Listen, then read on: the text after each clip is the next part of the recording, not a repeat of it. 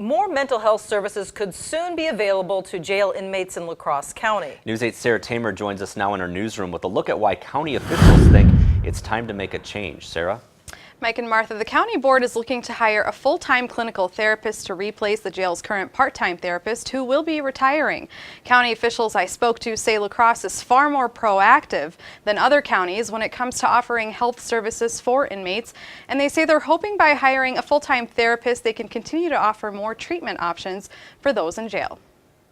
According to La Crosse County Administrator Steve O'Malley, the volume of mental health issues in the jail has increased over the last 5 years, which O'Malley says also means an increase of health services. What's important for people to understand is our jailers and our staff are not trained therapists, are not trained, they're very good at what they do, but again, their profession is different from a mental health therapist. There are about 200 inmates on any given day at the La Crosse County Jail, and the current part-time therapist puts in about 22 hours a week. By hiring a full-time therapist in the jail to help deal with mental health issues as well as drug abuse and addiction, O'Malley says inmates will have an easier time transitioning back into the community and staying out of jail. Whether it be from GED preparation for high school diploma or testing to help people get into WTC when they get out of jail, for training for skills.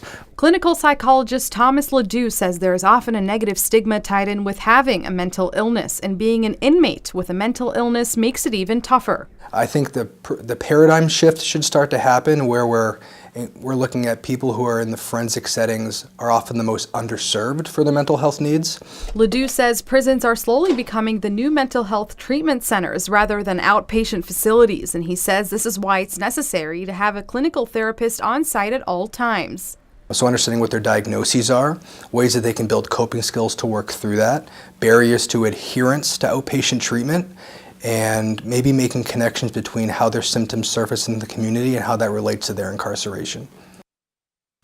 Now the board will act on approving the resolution to hire a full-time therapist next week and get the word out before the current therapist retires. Aside from working at the jail, the full-time therapist would also operate in an outpatient clinic run by the County Human Services. Clinical psychologists at Gunderson also say while having a full-time therapist is a good start, they believe the county should be looking to hire even more than just one full-time therapist.